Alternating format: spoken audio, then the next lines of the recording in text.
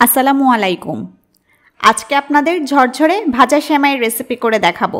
10 মিনিটেরও কম সময়ে ভাজা সেমাই তৈরি করা যায়, তবে একটু 19-20 হলেই সেমাইটা পুড়ে যেতে পারে, সেমাইয়ের কালার নষ্ট হয়ে যেতে পারে, অথবা সেমাই ভাজার পরও চিনি দানা দানা থেকে যেতে পারে।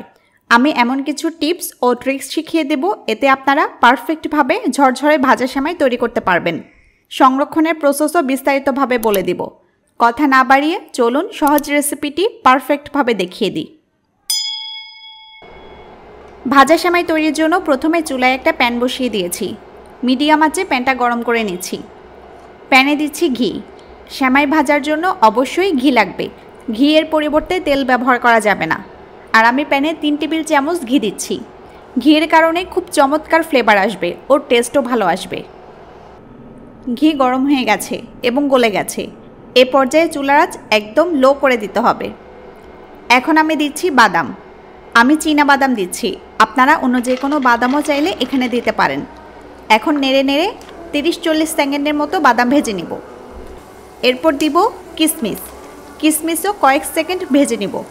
চুলার আঁচ অবশ্যই লোতে রাখতে হবে, তা না হলে কিশমিশ কিন্তু পুড়ে কালো হয়ে যাবে।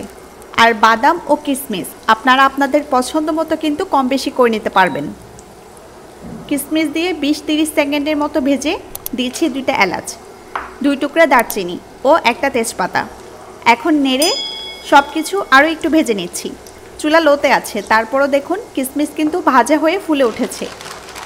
আরও 30 সেকেন্ডের মতো ভেজে দিয়ে দিব সেমাই। এখানে আমি 200 গ্রামের লাচ্ছা সেমাইয়ের একটা প্যাকেট নিয়েছি। আমি সবটা সেমাই প্যানে দিয়ে দিচ্ছি। নেড়ে সব কিছুর সাথে ভালোভাবে সেমাই মিশিয়ে নিচ্ছি। 2 মিনিটের মতো অনবরত নেড়ে সব কিছুর সাথে সেমাই মিশিয়ে নিয়েছি। এখন দিব কিছু নারিকেল গুঁড়া। হাফ কাপের মতো নারিকেল গুঁড়া দিয়ে দিচ্ছি। নারকেলের গুঁড়া আপনারা যে কোনো বড় মুদির দোকানে পাবেন, অথবা নারকেল শুকিয়েও নারকেলের গুঁড়া তৈরি করে নিতে পারেন। এরপর দিচ্ছি গুঁড়া দুধ।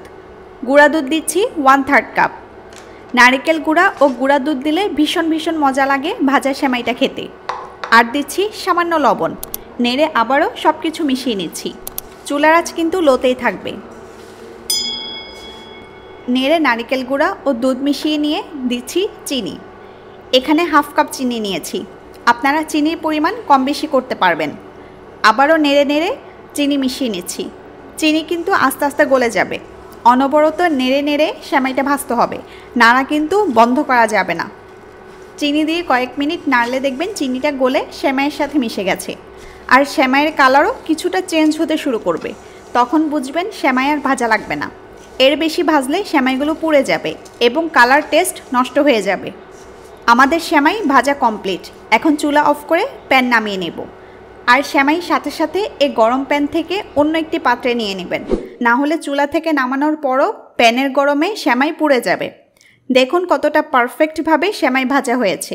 অনেক ঝরঝরে আছে সেমাইটা, কালারটা নষ্ট হয়নি, চিনিও গলে ভালোভাবে মিশে গেছে। এই সেমাইটা চাইলে একটা এয়ারটাইট বক্সে ভরে 2-3 দিন সংরক্ষণ করতে পারবেন। ফ্রিজার নরমালে রাখবেন। এরপর পরিবেশনের আগে ফ্রিজ থেকে বের করে চুলা লোতে রেখে 1 মিনিটের মতো নেড়ে গরম করে নেবেন। অনেক সহজ একটা রেসিপি। বাসায় ট্রাই করে জানাবেন কেমন হলো। আরও কি রেসিপি চান তাও জানাতে পারেন। সবাই ভালো থাকবেন, সুস্থ থাকবেন। আজকের মতো বিদায় নিচ্ছি। আল্লাহ হাফেজ।